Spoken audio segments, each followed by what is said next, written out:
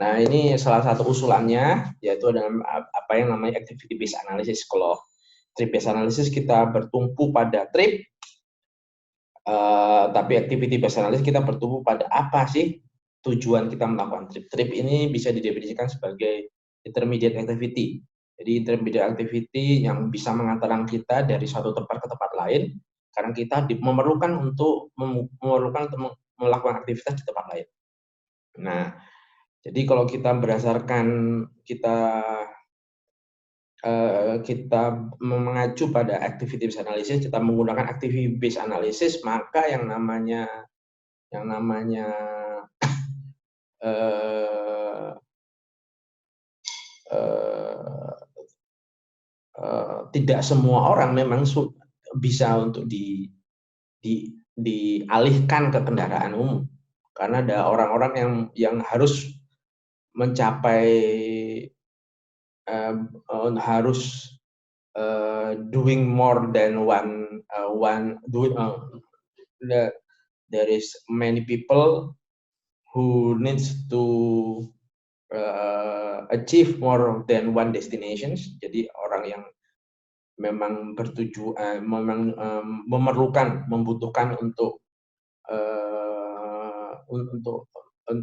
melakukan aktivitas di beberapa destinasi hanya satu, maka kecenderungannya dia akan menggunakan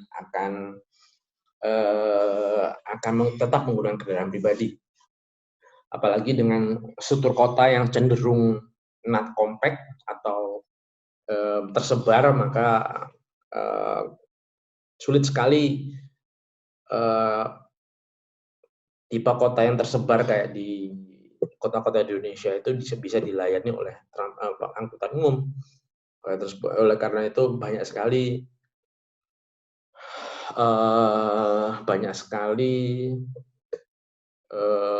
penggunaan angkutan umum itu jadinya muspro atau mubazir, karena tidak pelayanan angkutan transportasi publik itu tidak disertai dengan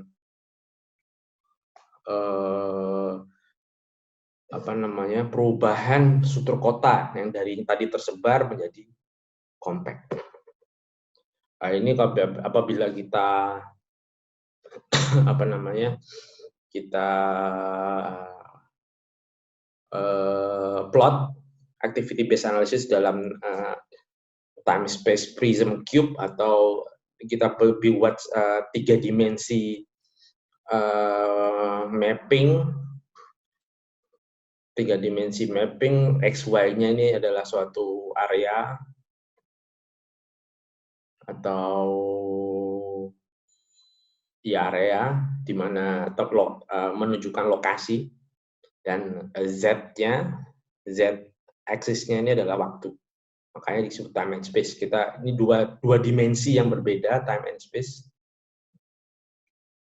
Time and space ini 2 dimensi yang berbeda, yang selalu kita nggak bisa lepas dari 2 dimensi ini ya.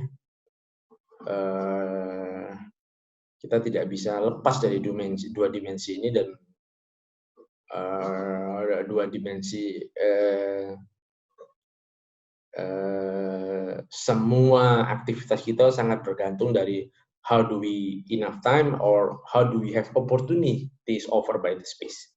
Jadi kalau kita berusaha untuk memfasilitasi apa yang kita butuhkan, kegiatan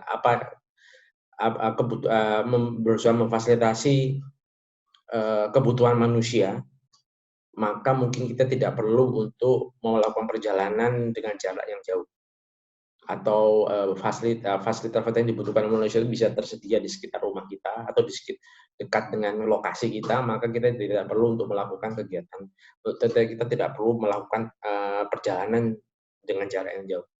Tapi kalau ruang atau space tidak memfasilitasi kebutuhan kita, maka kita mungkin memerlukan perjalanan yang lebih jauh untuk memfasilitasi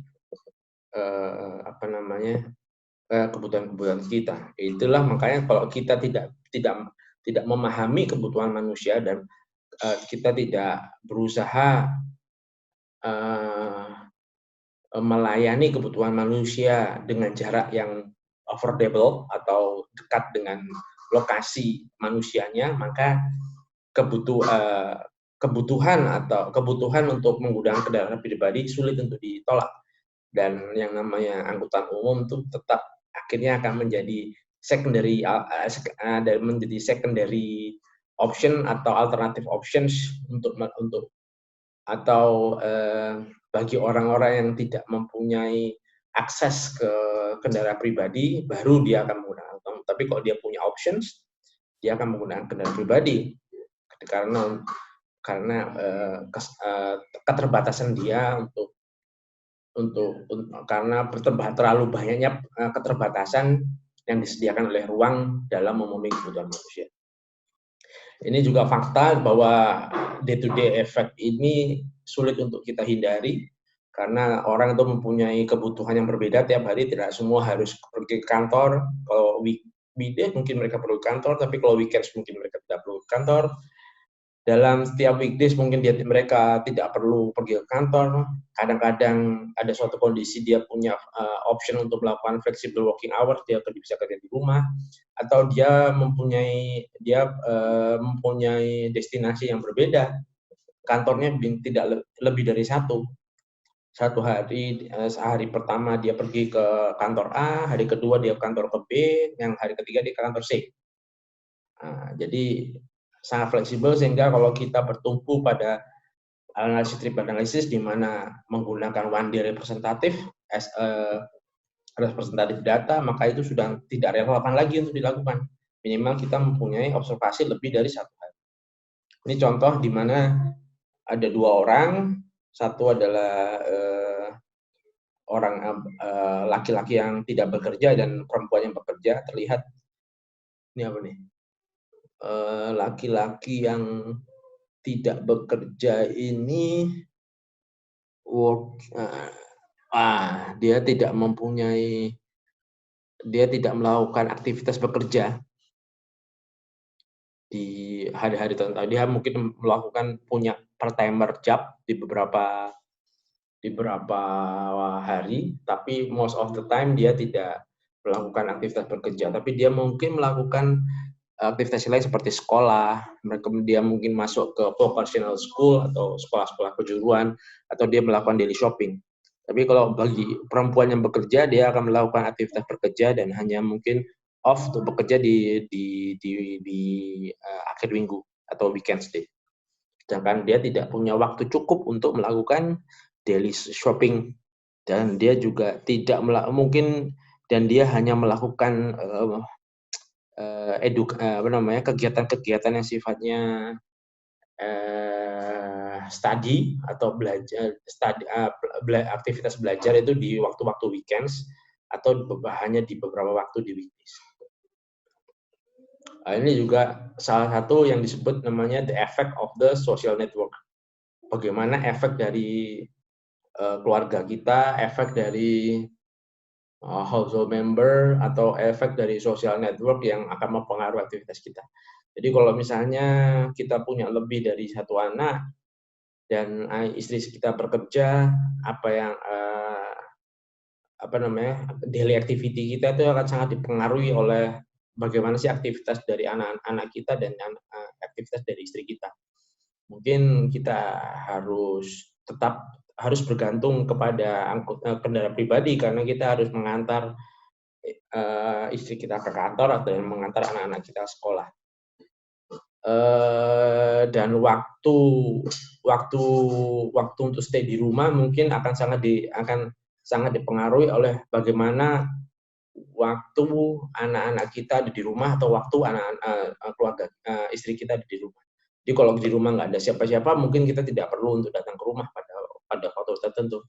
Tapi ketika anak-anak sudah mulai ada di rumah, atau kita perlu tinggal di rumah, kita perlu untuk datang di rumah lebih dulu, maka kita mungkin akan mempersiapkan diri kita, mempersiapkan resource kita untuk sampai di rumah di awal waktu sebelum anak-anak kita atau istri kita atau suami kita untuk datang. Jadi daily activity itu sangat dipengaruhi oleh orang-orang di sekitar kita.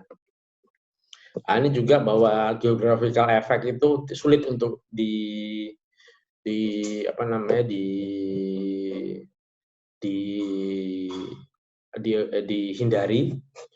Jadi manusia juga punya geographical dimensions. Dia ini tinggal di mana, dia tinggal dekat kantor atau jauh dekat kantor, dia tinggal di city center atau dia tinggal di suburban atau dia tinggal di greater area, dan itu akan membentuk daily activity, daily trips atau travel behavior yang berbeda.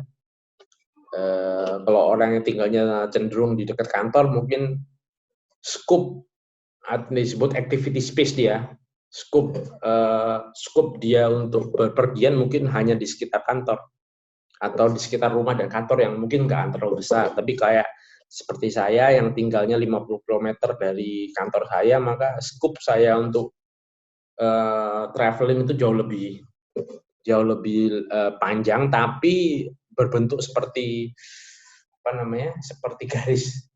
Karena saya untuk melakukan discretion active, saya akan tidak terlalu jauh dari kantor, tidak terlalu jauh dari rumah. Jadi seperti garis. Tapi kayak istri saya yang dia punya part-time job-nya tuh sekitar hanya mungkin 10 menit driving dari rumah saya, dan itu baru cuma 2 atau 3 hari dalam seminggu, sehingga activity space-nya itu cuma ya sekitar berbentuk seperti lingkaran dan hanya sekitar rumah dan kantor dia. Itu bagaimana distance itu juga atau geographical kondisi juga mempengaruhi. Beda juga misalnya kayak Bandung yang sifatnya daerahnya cekungan versus Jakarta yang bukan cekungan, atau daerah lain yang sifatnya seperti ada di puncak gunung misalnya. Nah, itu juga, atau di lereng gunung itu juga sangat berbeda, Pak. Namanya aktivitas daily, bagaimana travel activity and travel behavior dari orang-orang yang tinggal di